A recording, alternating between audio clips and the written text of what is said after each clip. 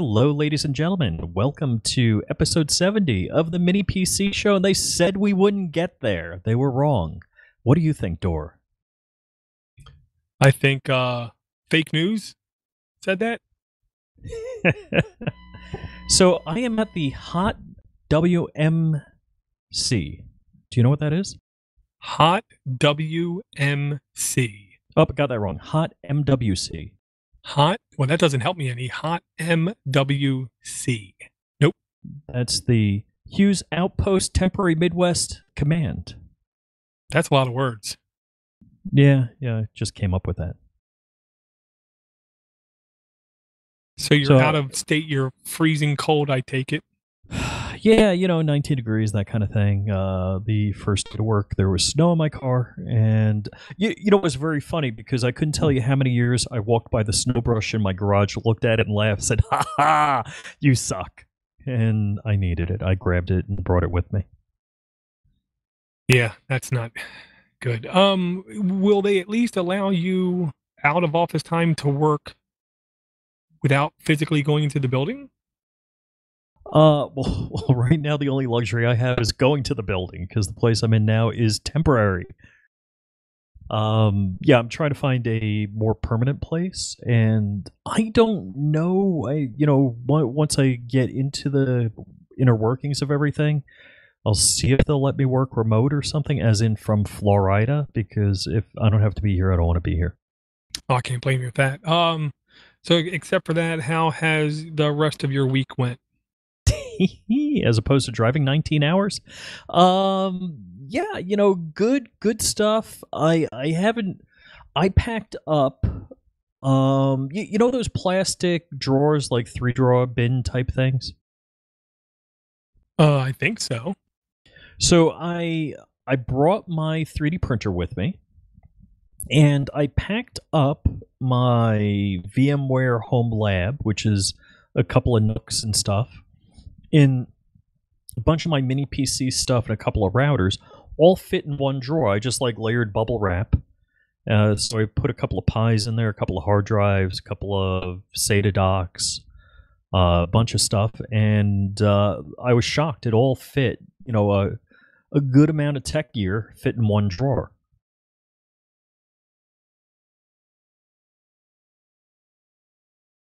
So it was super space economical, and although after this I started seeing articles and I was exploring having everything in the cloud, then I don't have to worry about it with me.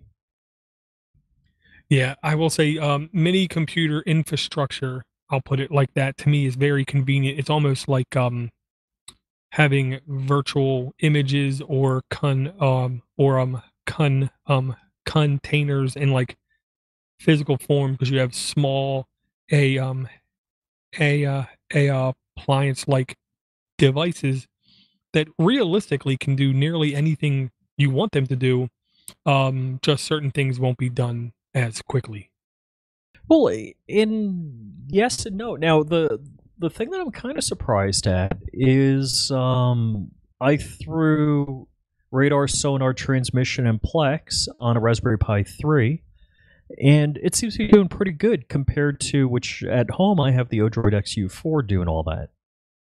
So, yeah, for something the size of a deck of cards and an external hard drive, I've got, basically every video I ever wanted to watch, every video, movie, TV show. Gotcha. So on this Plex instance, are you going to be the only one accessing the media? Pretty much, I guess. Okay, yeah, then you're fine. That would actually probably run perfectly fine even on a Raspberry Pi 2 and still not have very many issues, is the way I'll put it.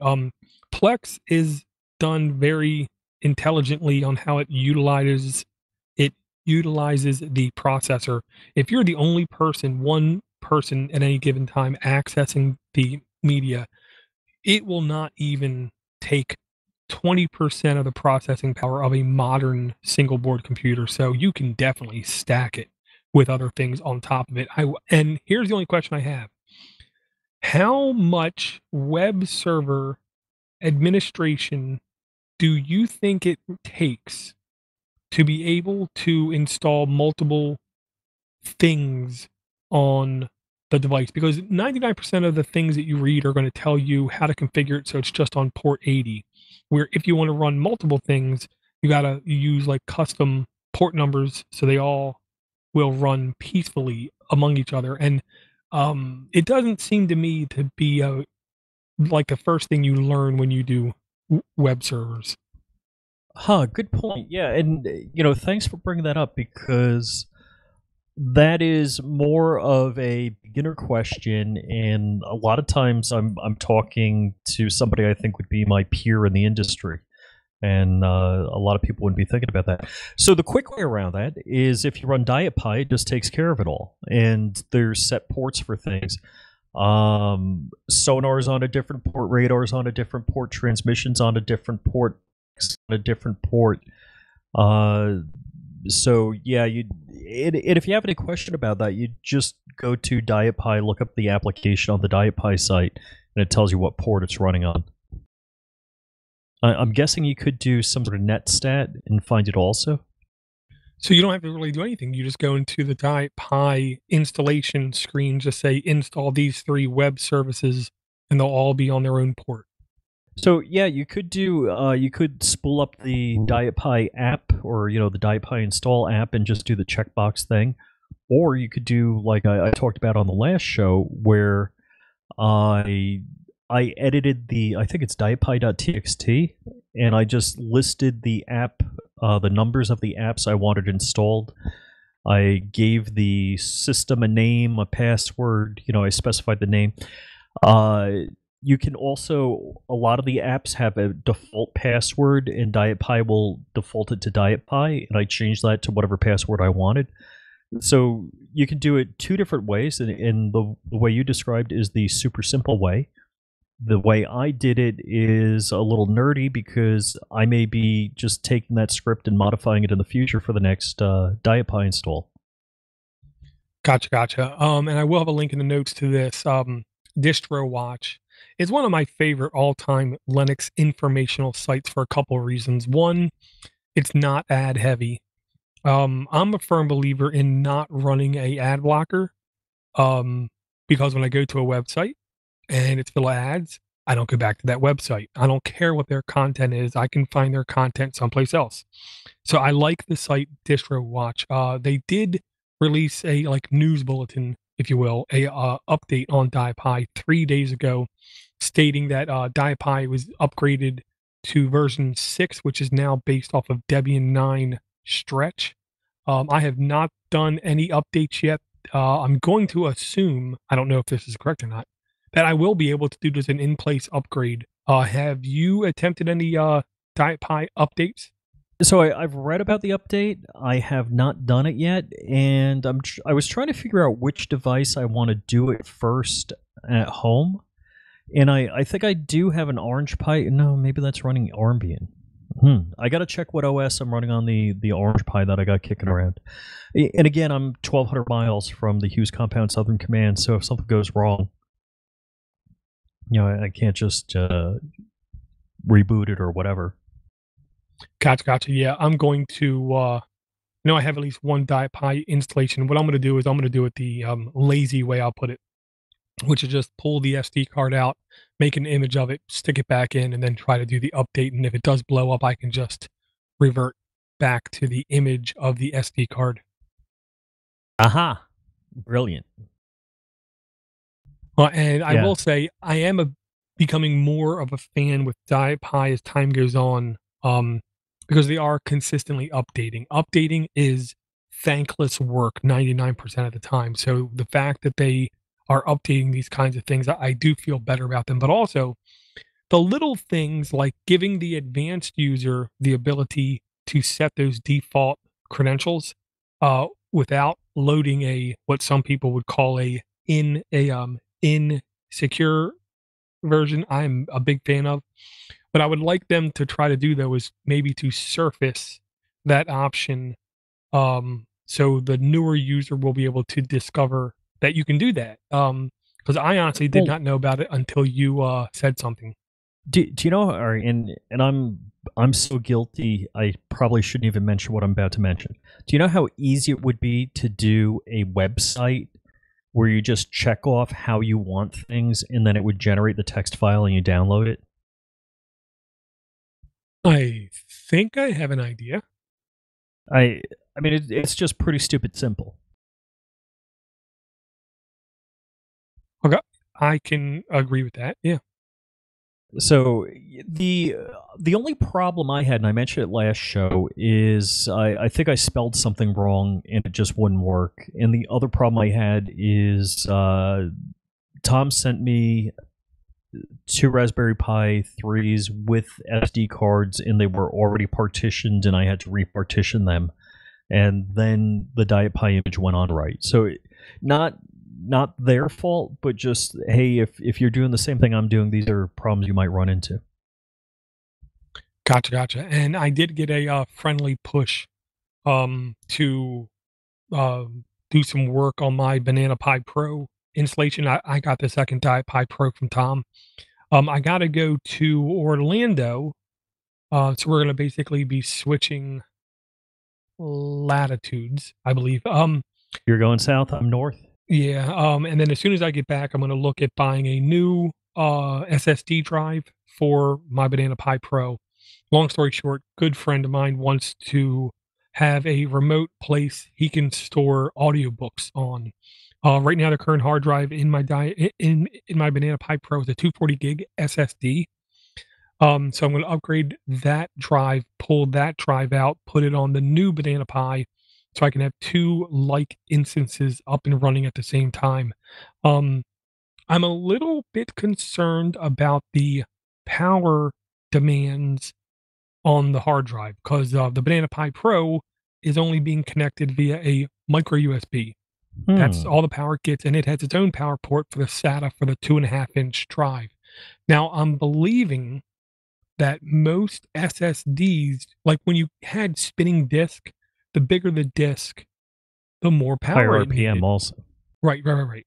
Where with SSDs, most of them I looked at up close, they were the exact same power um reum requirements. So I'll when I get back from Orlando, I'm gonna look at SSDs and see because if I can, I'll see how expensive is it for like a terabyte SSD? Because if it's not too much, I might just get one of them. See, I would have figured SSD, like the initial inertia when you're spinning up the an electric motor from 0 RPM, or the platters from 0 RPM. That's where you're going to use the most amperage. But after that, your amperage draw is going to go down. I'm kind of surprised that a solid state device is using the same amount of power. I mean, it may not be continuous peak power, but it may be what a spinning disk or laptop drive, a 2.5-inch drive, because they're a low power device, uses on average. Gotcha. Yeah, and then that was my logic. It shouldn't really require too much more for an SSD if it's 64 gig or 500 gig. But I'm gonna find out. I'm gonna take a close look at it.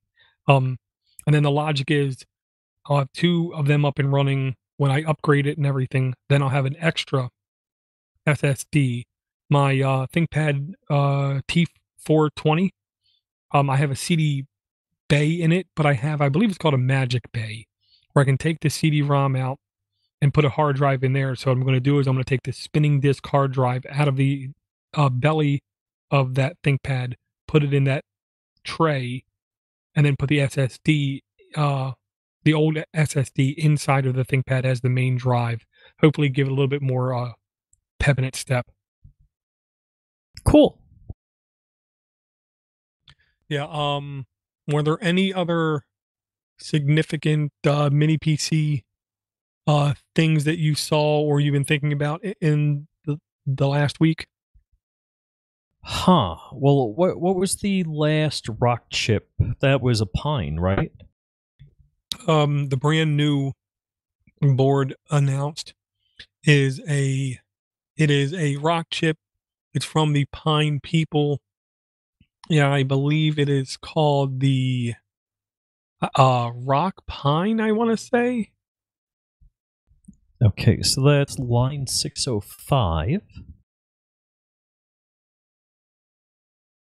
So wow, I didn't look Yeah. at the 6-core. I missed that. Yeah, it's called the Rock Pro 64. Now, I have very mixed feelings about this. On a great number of levels is the nicest way I can put this. I love the fact that these guys keep innovating. I love that these guys keep pushing the limits. But I am really worried about the number of hardware that they're putting out there. But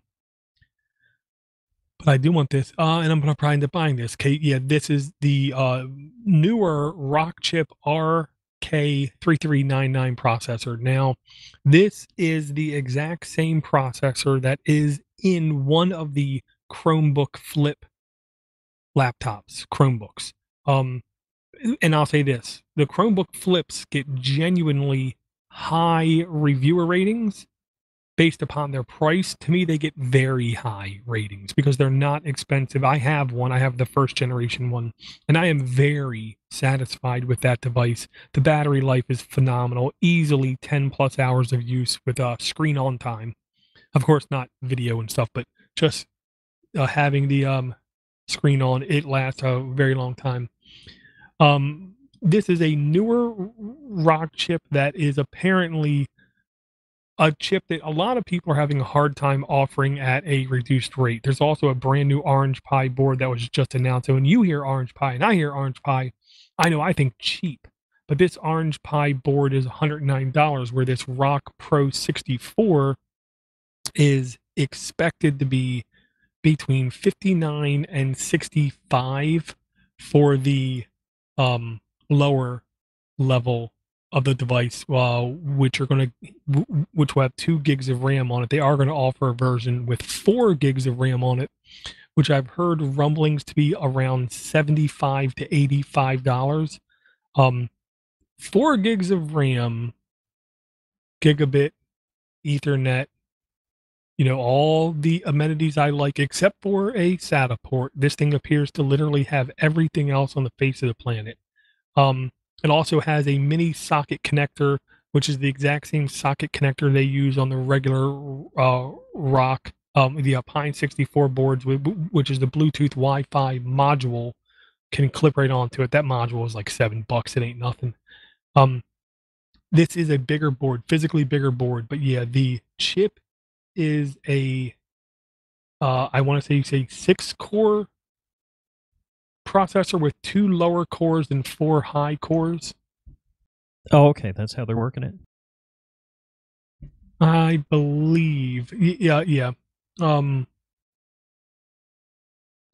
ARM A72 chip processors and 4 Cortex A53.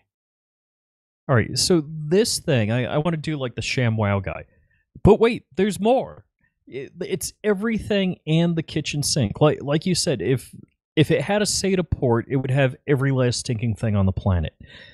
Shockingly, it has a PCIe slot, which I'm frickin' amazed at. I'll tell you what I'm amazed that it doesn't have. All right, let me go through what it does have. All right, so you got eMMC, Gigabit Ethernet, USB 3.0 Type-C, Type-A ports, the standard Raspberry Pi 40-pin GPIO. I mentioned the PCIe 4X slot, HDMI 2.0, and there's a number of other things.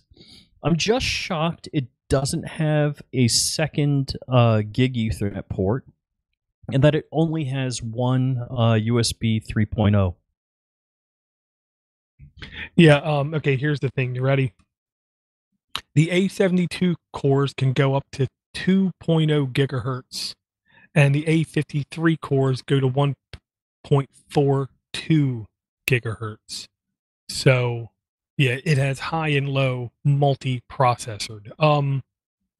Even if this, I will, and I really don't like saying this out loud, even if this is close to $100 after shipping, I still think it's probable I'm going to buy one, only because the success I've had with every Pine board I've ran in the past. They run I don't want to say remarkably stable, or they run really solid, really nice. None of them run really hot. Um, the only letdown I had with any Pine device was the Pine book, and it really wasn't a letdown. It was $89. I sh- it did not run great. I shouldn't have expected it to run great.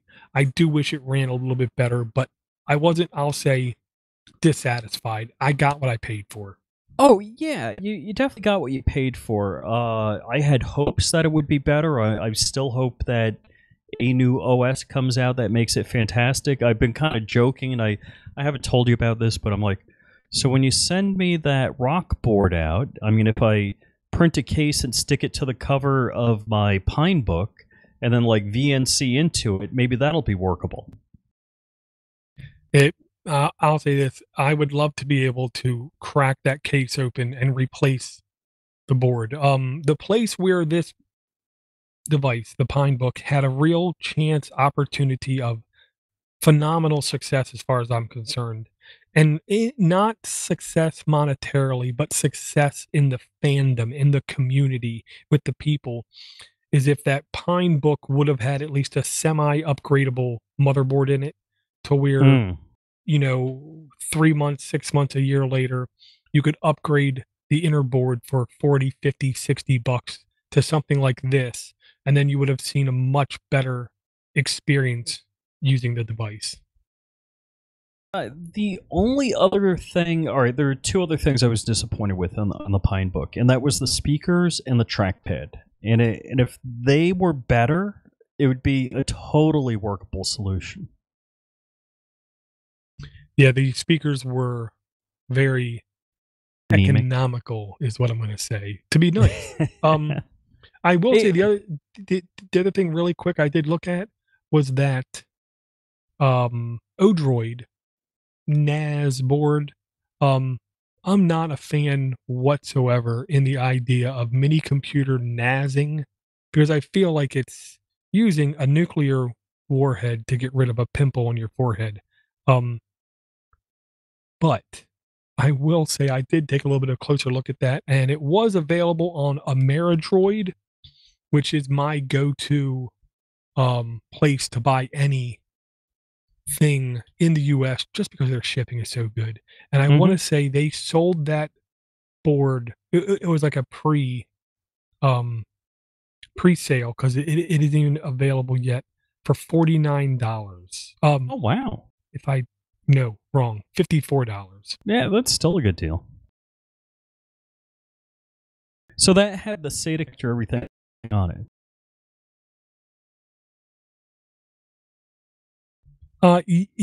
Basically, the SATA port is physically like baked into the device. hmm It is there. You So you just slide the drive in. Yes, you shove the drive in, and you hook it up, and it is purposefully stackable. To which I will say, I'm more liking the idea of taking a couple of these over time, because this is, to me, this is the kind of thing I can't afford all at once. I buy one in a month or two, I buy another one in a month or two, I buy another one, and then I can connect this to any mini computer, and just have it as network storage, and then be able to access large volumes of data, I would think, pretty seamlessly and with low power. Okay, so here's what I thought about when you told me about this product, and I do want to jump back to the Pine in a second. Yeah, yeah. The first thing I thought is I saw some videos about shucking a red 6 terabyte Western Digital, and it's, I guess you got to identify the box a certain way, and it shows how. I'm like, all right, drop that in there, 6 terabytes. It, in 6 terabytes, I mean that could be your Plex server, your NAS. That could be almost everything.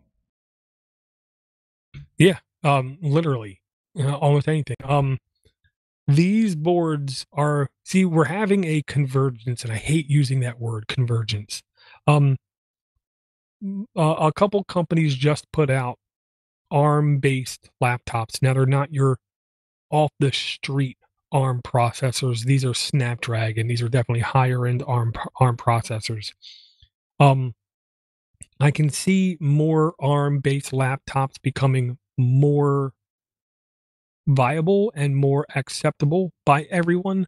I also see these mini computers getting up higher and higher in stats.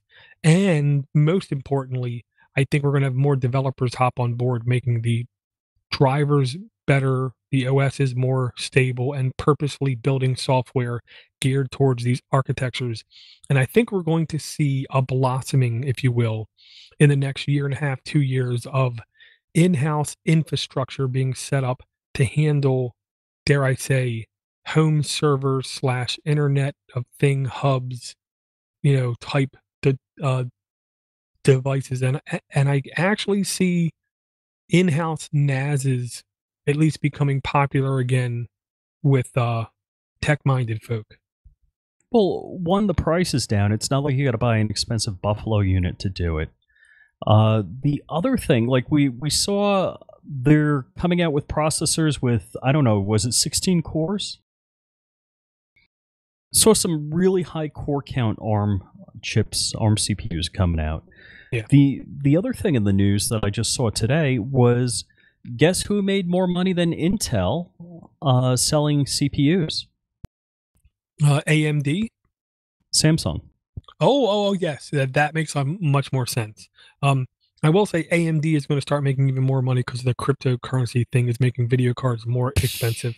But these ARM processors are selling in some markets 50 times faster than Intel stuff. And this is not like Windows versus Mac, where Mac can sell 90% less but still make more money because they charge so much. Intel is not charging insane amounts of money because of all the research and dev that goes into their stuff. So at this rate, Intel is going to be literally hemorrhaging money, is what I'm going to guess, in the next couple of years, unless something drastic happens, because ARM processors are just becoming more and more popular.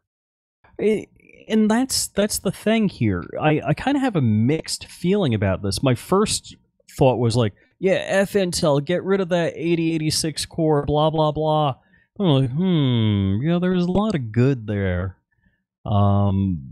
As much as I like ARM, and I think that's one of the things I like about Debian, is because if you're going to be a Debian package, you're going to run on ARM and Intel, and that's just a great thing.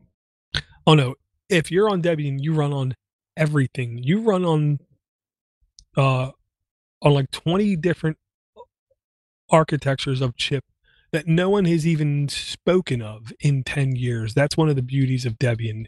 To be accepted in as a Debian package to the base Debian repo, you have to compile for every single processor that Debian supports, and Debian supports the most processor architectures than anything I think ever created. Okay, so circling back to that Pine, it's got the PCIe socket on it. What would you put in there? And then what does it have drivers for to work? Well, I mean, I'll say the obvious things, which of course is not obvious. There is, I can't remember the name. They're not M.2 drives, but there is PCI type hard drives that give you even more speed. So I'll say that would be like the first thing that I would say. Outside of that, I don't know.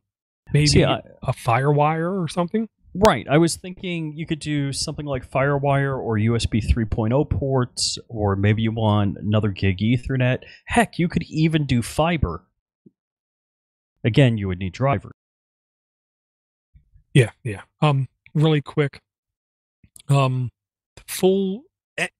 you install Debian right now today on your laptop, and then you start installing software, every piece of software you install will also be available on going through the architectures: i386, AMD 64, ARM MEL, ARM HF, ARM 64, MIPS SEL, PowerPC, Power Systems PPC 64EL, and 64-bit IBM S390. S390? Yes. So anything in the world cannot compete with the flexibility of Debian.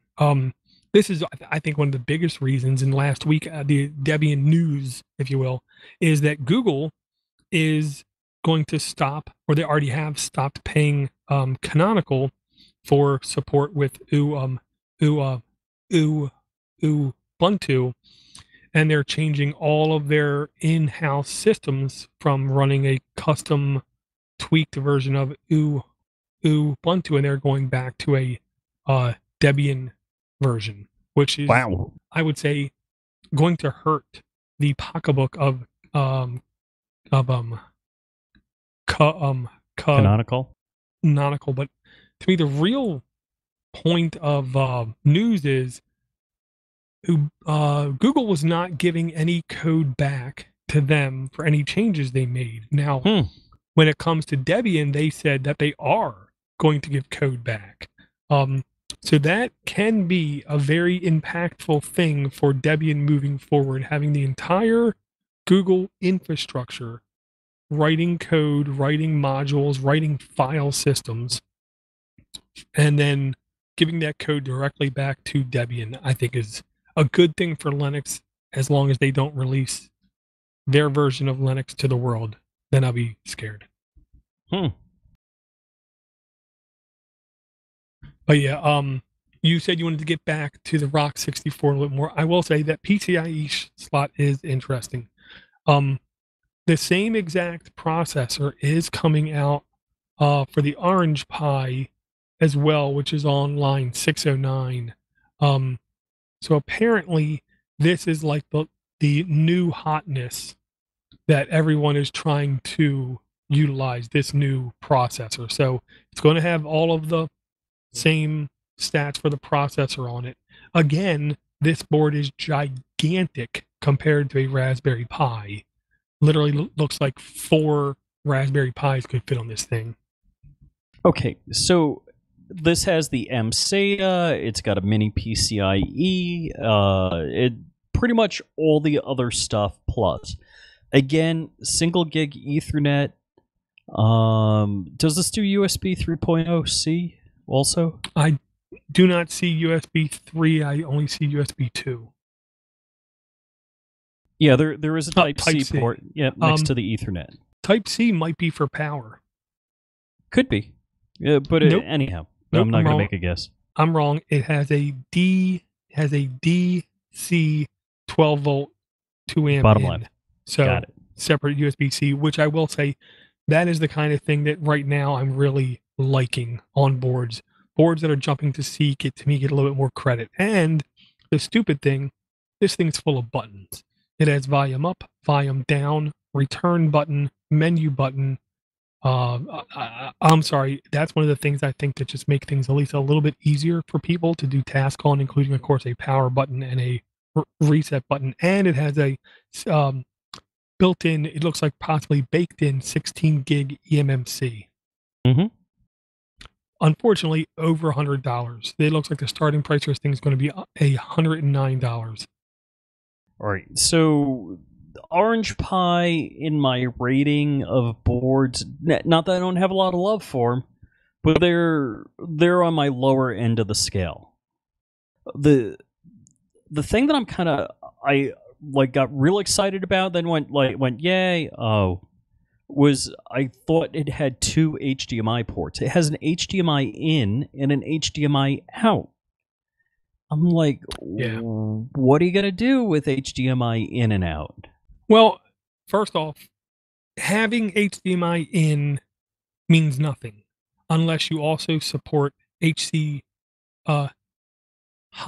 HDCP, high definition copy pro protection. If it does support HDCP, then you can use this as like a pass-through device where you can record video on it, which I will say can serve a use. Except for that, I don't know any other devices that have HDMI out that I would need another piece of hardware for. Well, unless you want to do titling or something like that, some graphic overlay. Live Blue on screen, the fly. I don't know. Well, yeah, if you need to do it live on the fly, you would need an extra piece of hardware. But I mean, the other stuff on it I think is cool. The only thing making me feel good about this board is every other Orange Pi distribution runs silly hot. Hmm. They're using a processor that other people are using. Hopefully, they borrow their module code, kernel code for that processor, and it doesn't run crazy hot. Yep. But I'm not gonna be the guy who's gonna test that and find out. Yeah, there are things I like on this board, and again, MSATA versus the Pine board. But I think if I was going to spend money, I'd spend it with Pine first. Oh, absolutely agree. I will say one of the things I'm becoming desensitized to over time, um, I'm okay with this size board. I'm okay with a bigger size board. I don't feel like I have to have something extremely small, mainly because if I had a dedicated use case of just using it for this one task, I can see wanting something physically small. But when you want a multi-function computer, uh, a um desktop-like experience or more close to a desktop-like experience, I'll say I'm okay with a slightly bigger board. This looks like it could be around the size of 3 Raspberry Pis. I don't wanna say 4, but it's definitely, I'll say, close now to that. I just like hearing all the news coming out about mini computers, and I'm still waiting for Raspberry Pi Foundation to say something except for hello. Yeah, I'm hoping they do something different, even if it's like eMMC and USB 3.0 on their current product line, like a Raspberry Pi 3. That would be really good. You've seen a lot of advances on the Pi Zero. So they had three versions of the Pi Zero. So the current one is the W with Wi-Fi. The prior one to that was the Pi Zero, but they added the camera connector to it. Uh, so I'm hoping they come out with a rev of the Pi 3, like I said, with USB 3.0 or eMMC, something like that.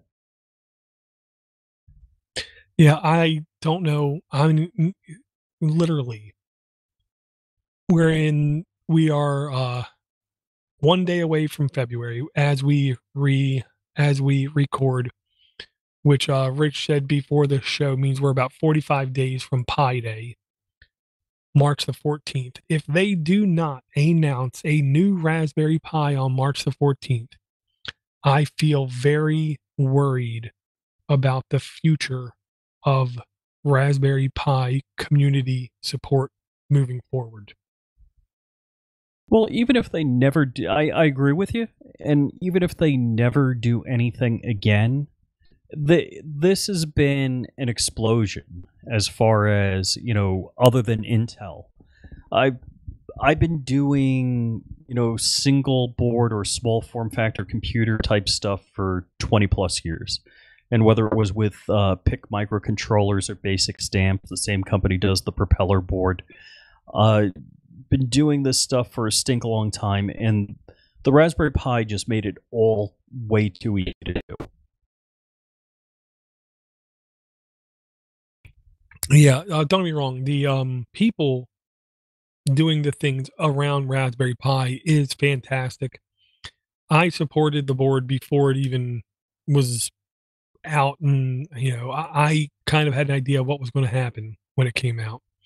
Um, but they are, in my opinion, slowly letting everyone down by not putting out more things. And I understand this was originally put out to be a student device, a learning device. I understand that. And I fully agree with that. And I'm okay with having low cost alternatives for developing areas. At the same time, why don't they put out a $70 board where they're clearly making a profit, where people like me can basically give them too much money to get a solid board that I'm helping support their output of the developmental boards. Just have it based on the same architecture. Like right now, you can take an SD card from a Raspberry Pi 3 to a Raspberry Pi 0 to a Raspberry Pi 2 and the same operating system configured in the same way works on all the devices. Just do the same thing and give us something better. I have no problem paying them more money for all the work they did, even though I'm not a fan of their, I'll say, parent company in loose terms, but the company that props them up, Broadcom. I'm not a fan of them whatsoever, never have been, and as far as I can tell, I never will be a fan of that company. But I am an extreme fan of what those guys did with this board, and I want to support them. That's the reason why I'm honestly so upset that they haven't put out a new board and they haven't said anything about a new board, because I want a reason to support them. I'm done with buying Raspberry Pi 3s. I don't need any more Raspberry Pi 3s. I can spend less money, get more hardware, and, because half the thing of buying these boards is for the experience of buying this new board and checking it out. And I don't want to buy my fifth Raspberry Pi 3. Yeah, it's funny. I was like, oh, I could use a couple more Pi 3s, and Tom sent me 2, so I'm kind of stocked up. So I think I have a total of 4 now. Yeah, I've had 4. Right now I have 2 of them up and running. 2 of them I gave away to other people. Another thing in the hardware arena, I'll say, is completely unnecessary, completely unneeded, but I'm encouraging everybody to buy one just so they bring the price down for everybody else. And that is a company called Integral Memory put out a press release stating they have a 512 gigabyte micro SD card, which I'm terrified to know how much it cost, and I can't wait for the price to come down. And that's one of these things where I've been kind of, looking into them, because my Mac has a 256 gig SSD. And if I could plug something into the SD card slot and, map it into my drive system, that'd be phenomenal.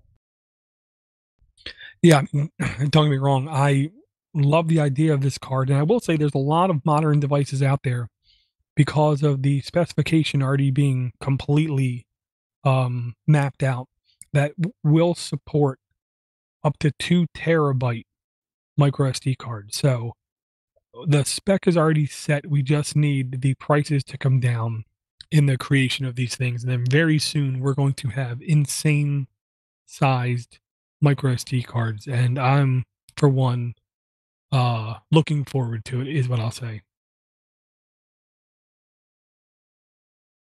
Yeah, that's who would ever think of that?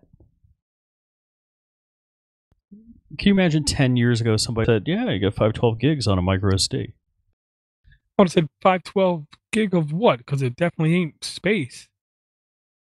Right. 520 gazillion atoms, maybe? I don't know.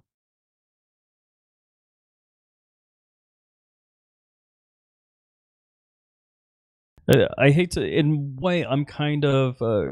What was the movie? I mentioned this. I think, I don't know if I just privately talked to you about that.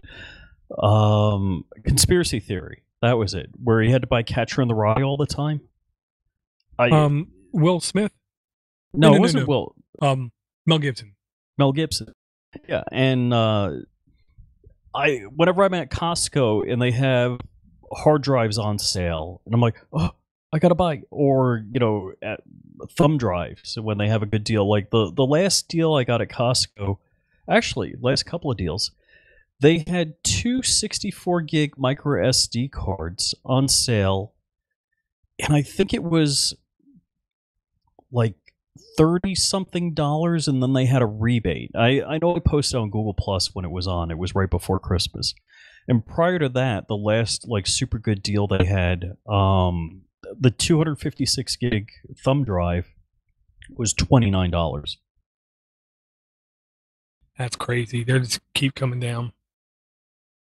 It's been $30 for the last year, but I did buy 2 of those. So I'm like, if the price comes down again, I'll pick one up. Gotcha. The one bit of news I cannot remember if we mentioned, there's not going to be a link in the notes because there's really nothing to link there, but Neverware, Neverweare, received investment money, I want to say about a month ago now, from Google. Neverware was the company, I want to say it's called Neverware, that put out the Chrome OS operating system. And it looks like, Google invested, actually, this was from now 2 months ago. Google invested $6.5 million into this company. And what this company did was they took Chromium, converted it into Chromium OS, and distributed it. So they would give you a Chrome OS-like experience without it being Chrome OS. I'm a firm believer. If Google released downloadable, freely distributable Chrome OS-like operating system, it would not in any shape, way, or form affect a single sale of a Chromebook. People buy a Chromebook because they're cheap. People don't buy a Chromebook because they desire Chrome OS. So all it would do would be enable people like us to put the operating systems on non-standard pieces of hardware or extremely old hardware that barely even runs anymore. So to have Google invest money into this company gives me hopes that we actually might see sooner or later some type of full-blown downloadable Chrome OS that we can install on what we want. And that's something cool because I have a unibody MacBook Pro.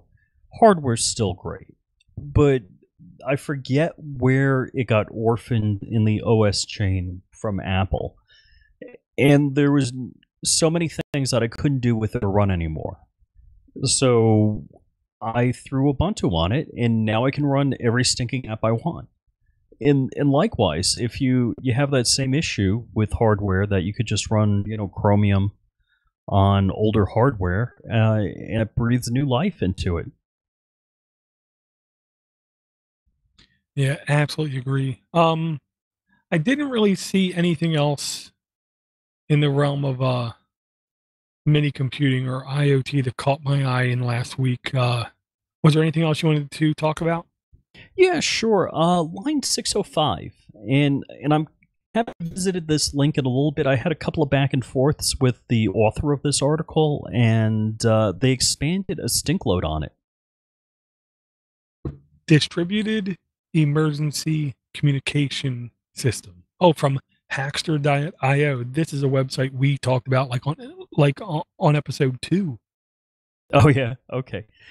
So there's this article has definitely grown like 2 to 3 times the size of when it was originally published, and there's it's pam-jacked with a bunch more information than it had originally.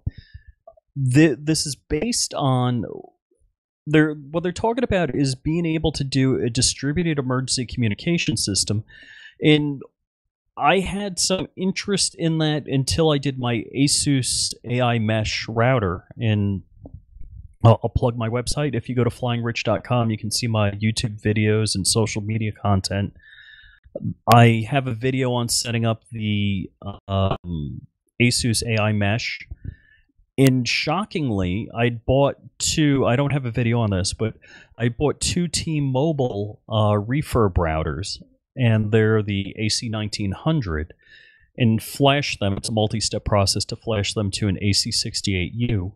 And then you can run the AI Mesh. Well, I put one up in the rafters of my house.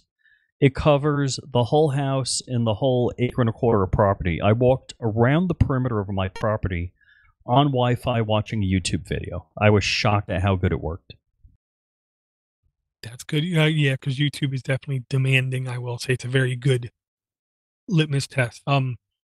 This article is very, very well documented, I gotta say.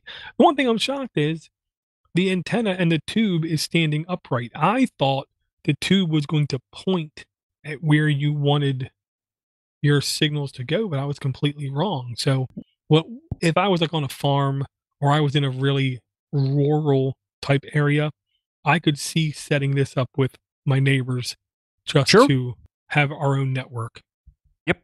Yeah. All right. So that antenna setup, it's there's a lot of standard antennas that are pretty easy to understand when you look at them. And then there's some more complex ones that, like, there's annular slot, this and that. And again, I'm not an antenna guru. I've kind of surfed the top of a lot of this stuff. Apparently, that's a super way of conducting the RF from the antenna out, blah, blah, blah. And it's omnidirectional. So, and there's people that have made these antennas, and you can put a shielding on it. If you need it directional, you can shield off like the back half of it. So if you put a C section around it, it'll make it directional as opposed to omnidirectional.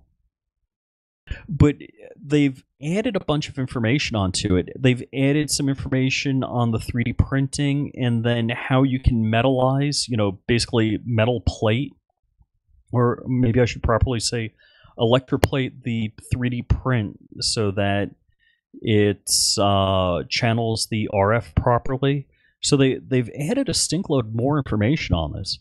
So like you said, you could use this, like if you have a large piece of property, you could put these all around and, have your property covered in Wi-Fi, or your neighborhood covered in Wi-Fi.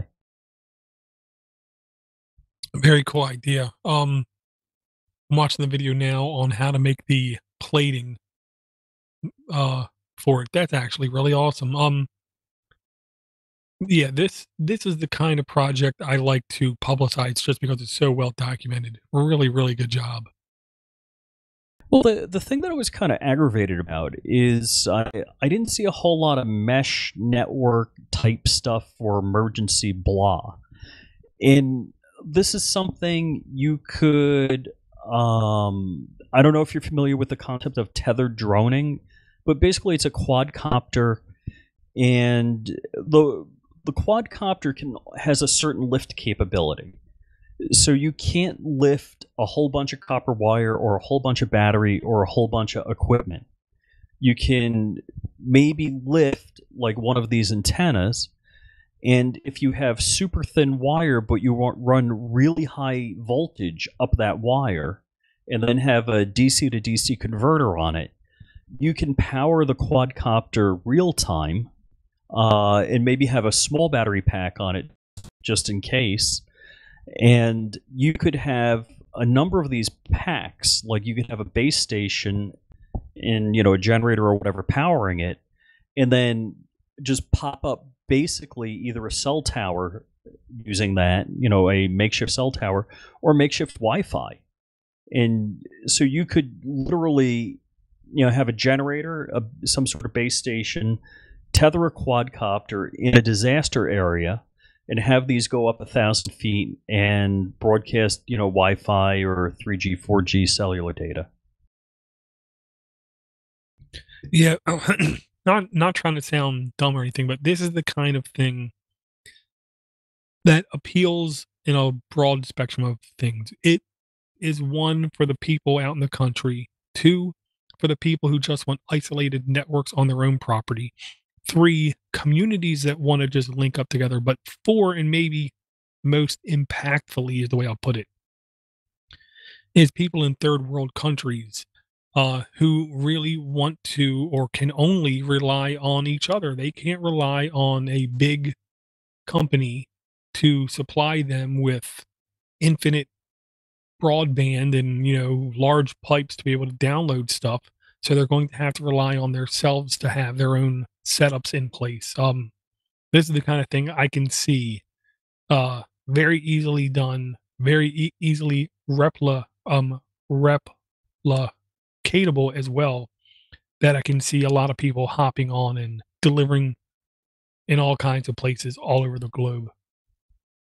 Oh yeah, I love this concept. I love and I don't know if it's the 2015 word disruption. If in any way it's possible to disrupt the stranglehold the big ISPs have on us, I am 100% all in. Yeah, and I'll say the quick diversion. My main complaint about all of the Ajit Pi net new neutrality stuff was it's a complete distraction, diversion from the real issue. The real issue has nothing to do about our bits free, our bits being throttled, because any reputable network administrator will tell you you have to shape your network in order for it to perform correctly. The example I'll give is everybody wants their Netflix to never buffer, which means in that ISP data center, they have to prioritize Netflix, or else people will switch who their provider is. The real issue, as far as I believe, in this country is ISPs have far too much control over the American citizens and the government institutions that have to rely on them as well. But most importantly, ISPs in this country have the access to the most intimate data, not metadata, the most intimate data that every single person in this country can offer up, whether it be what banks we visit, what medical conditions we're looking up, gifts for somebody. I mean, anything you can think of. If looking up divorce lawyers. Yeah. The ISP is the one who has the most possibility of intruding in our life and sharing it with people that we do not want them to share it with. To worry about, is my Netflix going to buffer? Right. Is a complete distraction. And I know I've said it a number of times, and I'll say it again. This is one of the things I was trying to get across to my congressman. I had a phone conversation with him. I'm like, look, forget about whether I do or don't like X type of porn. What about HIPAA issues? You know, is it if I'm on Alzheimer's meds or this meds or that? This is all stuff like if we're in a hospital running in the hospital IT, this is all protected information that you can't share. In the ISPs, why should I trust if Northrop Grumman can get hacked and broken into, if the DoD or you know the Pentagon can get hacked? You're telling me that the ISP is so good with their information protection that they're storing every last bit of data, whether I'm going bankrupt, whether I'm getting divorced, whether I'm on Alzheimer's meds, you know, they're going to be good custodians of my information because they have what interest in that? You know, what financial interest do they have in protecting all of my information if they store it? And that's what I was trying to get across to my congressman, is that I can't opt out of my ISP when I only have an ISP or a choice of two ISPs. And if they have the ability to store every bit of information, like what sites I'm going to, that it's none of their business. And how good are they going to be custodians of that information? Yeah, and the thing is, I don't know what needs to change. I don't know if it can change. I don't know if it will change. But I know moving forward, that's really the only thing that interests me. What are we doing to protect everybody, not just ourselves, but every company out there and every government institution out there from these kinds of things? It is not good for anybody until I firmly believe a huge percentage of this country has at least 4 to 5 different choices to make as Correct. far as our broadband is concerned. Well, all right. So, not to go into firearms, but because when I was born, Richard J. Hughes was the governor of New Jersey. There's a number of Richard J. Hugheses out there that are bad guys. So when I go to buy a firearm, even though I have a clean history, there's nothing to stop me from purchasing. When they run my background check, a lot of times they get a delay, and the delay is because it gets flagged with a bad guy. Well, because of that, I filed for a UPIN, which is a unique personally identifying number. So when I go to the FFL and purchase a firearm, It's not just, hey, it's Richard Hughes. It's this specific Richard Hughes. So the FBI DOJ did a deeper background search. They gave me that number, so now I can be assured that I get a more rapid, clear background check. Whereas somebody that's never had the issues I've had, meaning other people, they almost as soon as you give them their name, they get a clear check come back. But the problem with that is the Chinese hacked that database, and the Chinese have the Richard J. Hughes identity theft kit. And you know what the DOJ said? Wah, wah, tough. So when the government does crap, they offer you zero consolation when they're completely reckless with your information security. Well, to expect anything less, this is the same basically thing that did the false alarm in Hawaii. and I don't want to say I called it, but there was little doubt in my mind it was complete human error. And the system wasn't good enough, rich enough to prevent this kind of thing from happening. So to me, every single thing the government does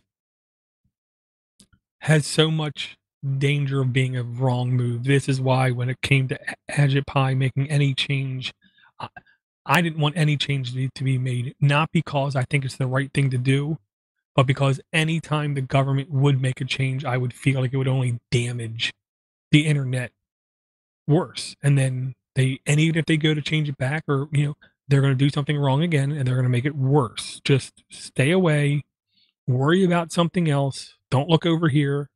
Nothing to get involved with. Everything seems to be running just fine. So I was in favor of what AskTheCableGuy did, but here's the thing. There were some good things in the net neutrality. There were some bad things in there. And like I've said, I probably said this a couple of times, if Door-to-Door Geek was going to tell me we're going to have net neutrality and it's going to be Door-to-Door Geek brand net neutrality, I would be in on that in a heartbeat. Because I know you can't be bought, bribed, or whatever. There's nothing. You're going to make sure it's honest and a level playing field. Whereas when the government does it, there's lobbyists involved. There's always going to be a special favor baked into it.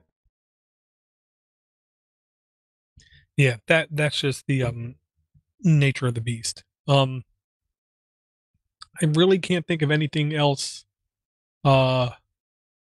remotely related to mini PC stuff to bring up, Rich. Yeah, I'm good. I think we got a good show here. Very cool. Thank you for coming out. People want to hook up with you. What's the easiest connection string? Best way to find me is flyingrich.com. As long as it's not a JSON connection string, I think we'll be okay. I want to thank everyone for their support. Do not forget, if you want to support this show directly, patreon.com/minipc show. We do take Patreons. We do stream live to them. So if this is the kind of show you insist on watching live, join us there. If you cannot afford to join us there, send me an email at minipc@podnutz.com, and I will share the link with you when we go live. If you want to send us a voicemail, it is at 7076 Podnutz, and we will talk to everyone again in about a week.